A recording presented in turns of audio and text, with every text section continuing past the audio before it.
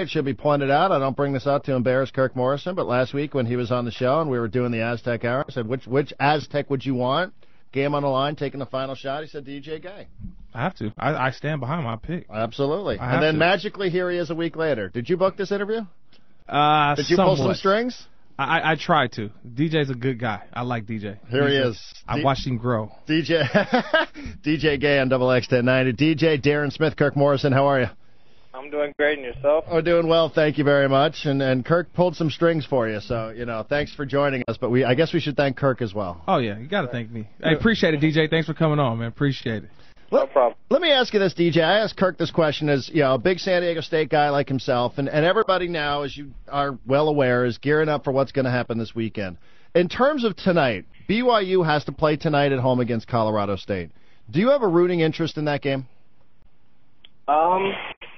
No, not at all. I mean, whether or not they win or lose, this game that we're going to play on Saturday is still going to be a huge game, and we, both teams still have a lot on the line on this game Saturday, no matter what the outcome is for this game tonight. Okay, so you don't. I mean, in terms of those of us who like hyping things up, I think we'd like to see both teams as is. An argument could be made though that the conference would be better off if Colorado State wins it, and clearly you guys would be better off. But you have no rooting interest whatsoever. No, I mean, every time BYU plays, you're obviously going to go against them. But it would be nice. I mean, it's a win-win situation, kind of no matter what happens tonight. But it's going to be a big game, regardless of the outcome. I mean, it's been a month since the last game playing against BYU at BYU. It was a lot of hoopla going on for that game. But what's different this week, DJ, than in past weeks? Because we already knew that first game, everybody was going to be watching. Everybody wanted to see what San Diego State was all about. Everybody wanted to see what the Jimmer Fredette's all about. Everybody kind of know what these two teams are pretty much the top 10 teams. But what about this week? What makes this game different than the first one? Well, the first thing is we have it at home. The nation is going to be able to see how great an atmosphere San Diego State is, and how great our fans are. As far as the two teams, I think we're going to be able to run a lot better, and kind of, we'll throw punch for punch this game, and we're not so much going to try to slow it down. With playing out there in the elevation and stuff like that. So here at home, it's just going to be blow for blow. How many times have you played against BYU in your career? I mean, I was trying to count it up earlier today. Do you know that off the top of your head? I got about 10. Yeah, it sounds about right. About 10 times. I'm not exactly sure the number, but about 10 times sounds right. So, I mean, is there anything that they do at this stage of the game, and clearly so much attention with BYU comes from Fredette? I mean, is there anything that they do that surprises you at this stage, or is this a game of execution? Every game is a game of execution, but the thing that surprises me most about BYU is their consistency. Year in and year out, they're always at the top of the pack, and they've been able to hold on to that. Their ability to get players in there that very good players, and to have a consistent winning team is something that really stood out to me. Yeah, you being a captain of the basketball team this year, and everybody knows, I mean, I've seen you grow from the 4 years that you've been here. It's been, you came in with sort of a backup point guard role. You kind of played your way into the starting rotation, and now I think you're one of the best guards, not only just in the the Mountain West Conference, but across the nation. What you've done over these last couple of years has been kind of I would say a testament to you working the way you've worked hard and done everything. But my thing is, you're the captain of this team. What do you tell your guys all week long? Because you remember what happened the first game. What do you take from that game, and how you guys didn't, I wouldn't say finish the ball game, but didn't play the best ball down the stretch? With a game like this, there's not much I have to say. We can look around, or if I see somebody slacking, all I have to do is look in their eyes, and when they look back at me, they know that this is business. They know that this game, how important this game is. So there's not much that I'm gonna have to say to rally up the team to get them ready for this game. If anything, I'm telling them, forget the media, forget the hype. This is about us. We got to take care of Saturday. We're talking to DJ Gay on Double X 1090, Darren Smith, Kirk Morrison here. I mean, is there a case to be made that maybe people are putting too much into this game? I mean, no, not really, because there is a lot riding on this game, whether if it's seed placement or the league champions. It's just a game like this. It's always fun, and I think to hype it up as much as people are, it's only going to make it better for both programs to get notoriety across the nation. When you go back and you think about the game that you played at BYU this year, what do you personally, from DJ Gay's perspective on your own performance, what bugs you most about that game? Is it offensively or was it defensively? It was. I'm going to have to go with defensively first, even though I had a horrible offensive game. But, if anybody scores 43 points against you, against your team, you have to go back and look and see what you did wrong. And I think that, our new game plan going into this week it's going to be a lot better than the last. Do you do the same things? Do you have to mix things up based on the results from earlier this year?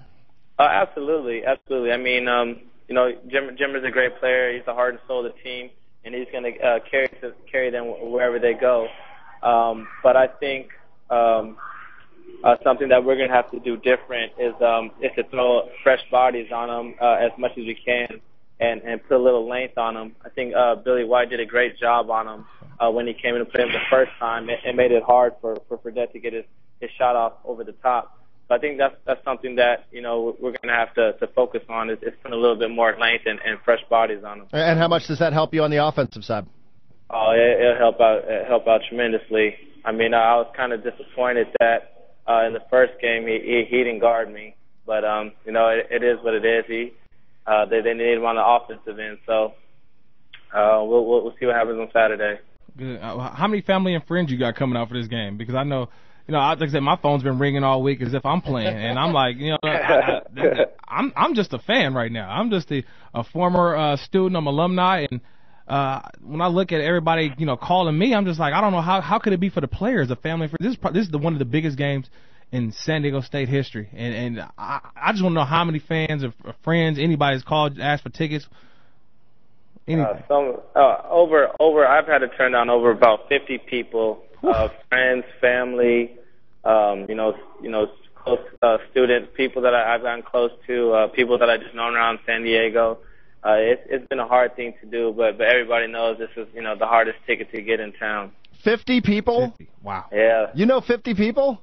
I don't mean that like as a knock. I don't know 50 people. 50 people that have gotten in touch with you trying to find tickets here. People you probably never heard from in like 5 years. Yeah, from L.A. to San Diego, yep. Good for you, man. That's big. You got random people coming up to you asking you for tickets, or do you know them all? Random people on campus? Professors? No, not so much randoms, but people that I've only said hi to once, maybe. Well, I got to ask you, though, because that was one of the lines from the Sports Illustrated article. Did you read the Sports Illustrated piece on you guys? I have not yet seen it. All right, because it is in the opening paragraph. It says, Senior point guard DJ Gay can't decide which was more surprising, being hugged by a stranger in the parking lot of a Red Robin in Torrey Pines in December, and the guy saying you're having a great season, or being chased down by a professor on campus a few weeks ago. After breathlessly shaking Gay's hands, the professor sighed and said, "Now I can tell my husband that I've met you." That really happened? Yes, it did. It definitely did.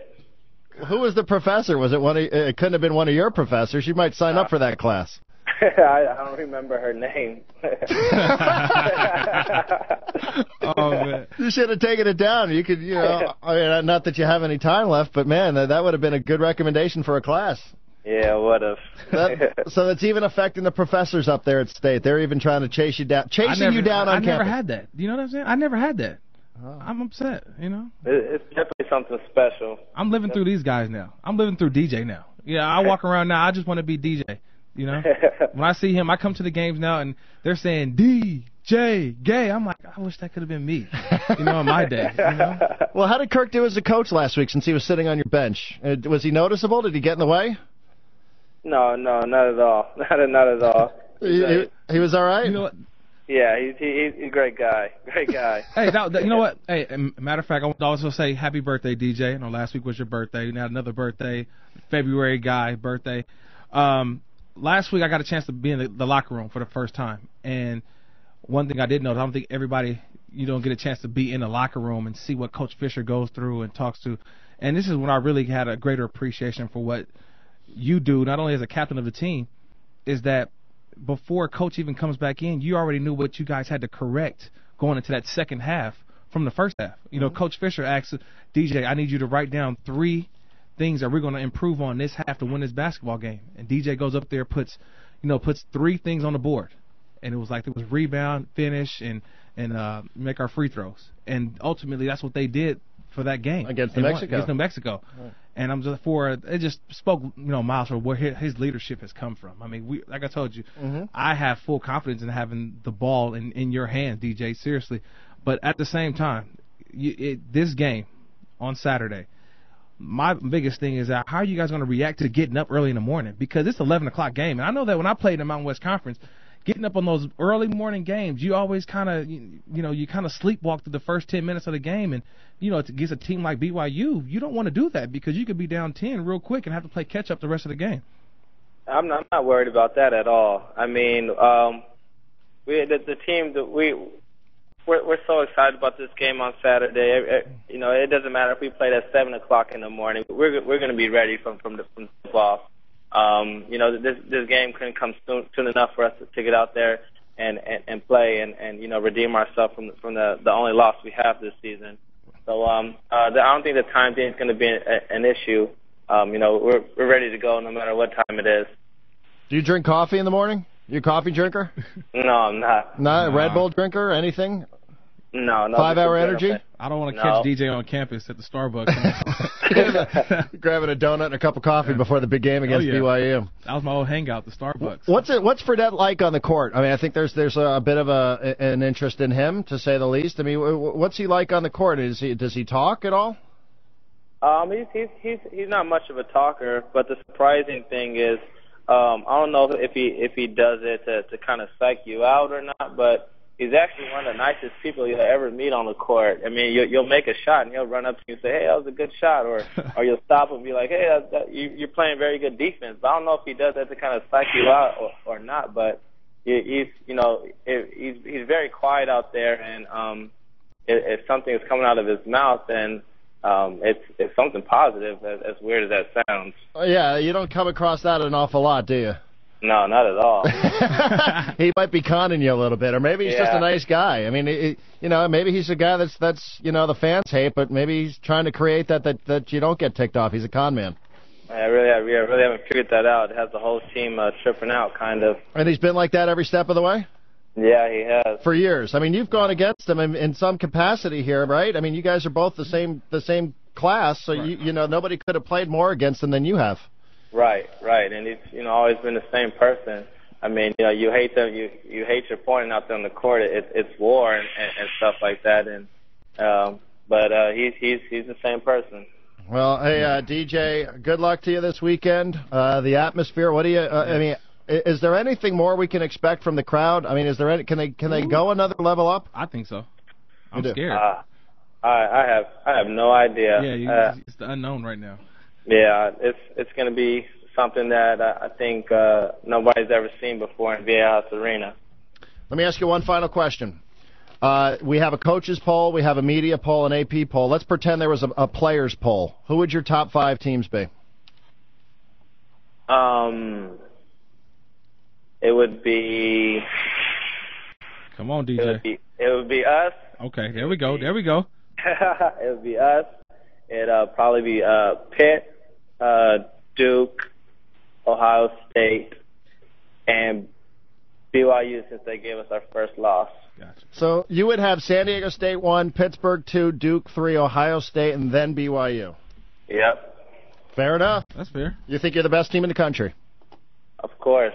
DJ, good luck this weekend. Thanks. Good luck, DJ. Appreciate it.